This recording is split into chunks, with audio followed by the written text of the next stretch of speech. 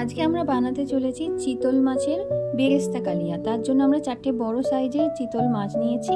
আর মশলাগুলো দেখুন, এখানে সমস্ত আমি লিস্ট করে লিখে দিয়েছি কি কি লাগছে। তারপর আমরা মাছটাতে হলুদ আর নুন ভালো করে মাখিয়ে নিচ্ছি।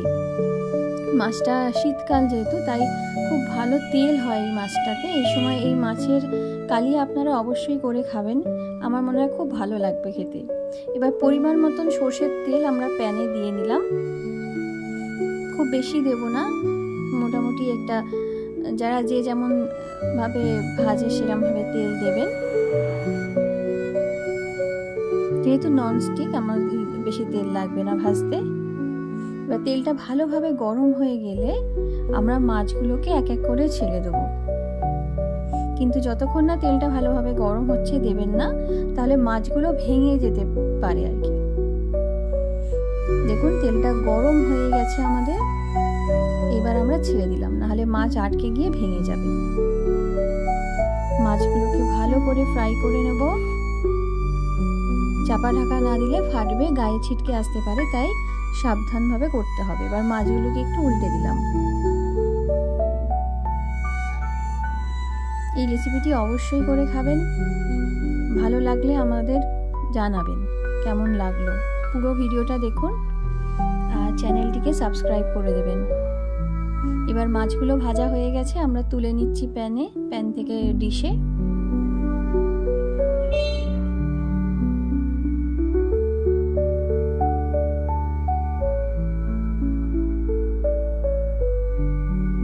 আমরা তেল দিচ্ছি না, যদি কারোর মনে হয় আরো তেল লাগবে তাহলে আপনারা দিয়ে নেবেন।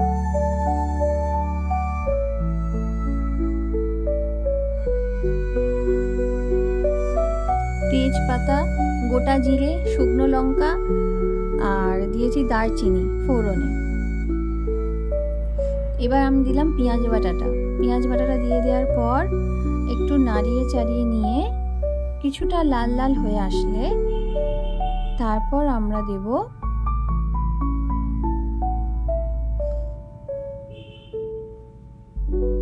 দেখুন কিছুটা নাড়িয়ে চাড়িয়ে লাল লাল হয়ে আসছে। এখন আস্তে আস্তে লাল লাল হয়ে যাবে, যখন একটু খেয়াল রাখতে হবে যাতে লাল হয়। এবারে আমরা দিয়ে দিলাম রসুন লঙ্কার পেস্ট,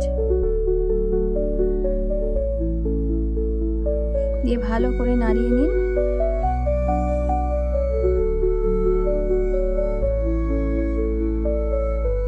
এবার দেব টমেটো বাটা, যেটাকে আমরা বলি টমেটো পিউরি, দিয়ে ভালো করে নাড়িয়ে নিচ্ছি।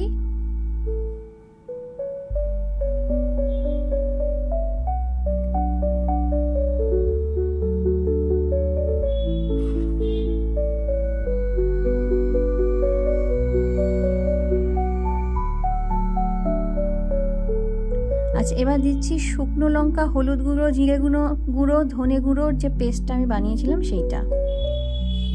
এটি খুবই গুরুত্বপূর্ণ মশলা, সেটা রান্নায় একটা অন্যরকম স্বাদ এনে দেবে। এবার একটু লবণ অ্যাড করে দিয়েছি,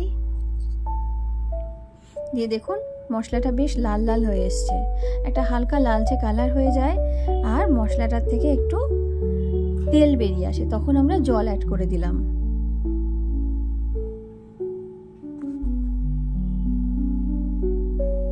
এবার দিয়ে দিলাম লঙ্কা। আমরা সবার লাস্টে লঙ্কা দেওয়ার কারণ আমার মেয়ে ঝাল খেতে পারে না, সেই কারণে আমরা একদম লাস্টে লঙ্কা দিই। আপনারা লঙ্কাটা বাটাও দিতে পারেন। তারপর মাছগুলো ছেড়ে দিয়েছিলাম। 5-10 মিনিট ফোটানোর পর আপনাদের দেখাচ্ছি খুলে। প্রায় হয়েই এসছে রান্নাটা। একবার করে মাছগুলোকে উল্টে দেবেন, বেশি উল্টালে ভেঙে যেতে পারে।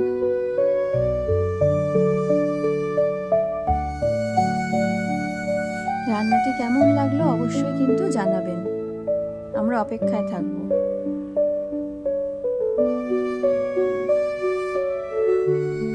এই রান্নাটি করেছে আমার শাশুড়ি মা, ভীষণ ভালো রান্না করে, তাই ভাবলাম আপনাদের সাথে একটু শেয়ার করি। আচ্ছা, এবার আরেকটু চাপা দিয়ে দিলাম। এবার একটা ছোট প্যানে মধ্যে আমরা বেরেস্তা বানিয়ে নেব। যেহেতু এটা বেরেস্তা দিয়েই মেন রান্নাটা, তাই আমরা এবার একটু আলাদা করে বেরেস্তা বানাবো।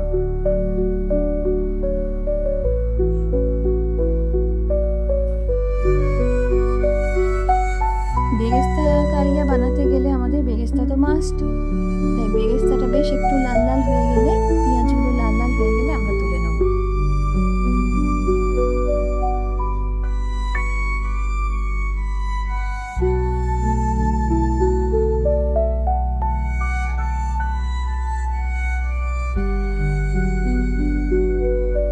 দেখুন লাল লাল হয়ে আসছে, এবার আস্তে আস্তে আরেকটু লাল হবে,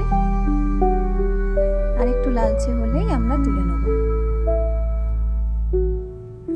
প্রায় অলমোস্ট ডান। এইবার এই বেরেস্তাগুলোকে আমরা মাছের কালিয়ার ওপরে ছড়িয়ে দেব। যখন আপনি ডিস্ট্রিবিউট করবেন এগুলো একটু হলেও মিশে যাবে। এটা হচ্ছে বেরেস্তা দিয়ে, মেন প্রিপারেশনটা হচ্ছে বেরেস্তা দিয়ে। তো লাস্টে একটু ধনেপাতা অ্যাড করে দিলাম, যেটা আরও স্বাদ আনবে, তাই একটু চাপা দিতে হবে কিছুক্ষণ, তাহলে যে ধনেপাতার যে ফ্লেভারটা সেটা আসবে, সেই গন্ধটা আসবে। আমাদের রান্না কমপ্লিট। আপনারা অবশ্যই এটা বানিয়ে দেখবেন, আর যদি ভালো লাগে আমাদের কমেন্টে জানাবেন আপনাদের কেমন লাগলো, আর ভালো লাগলে চ্যানেলটি সাবস্ক্রাইব করে নেবেন এবং লাইক দেবেন। Thank you.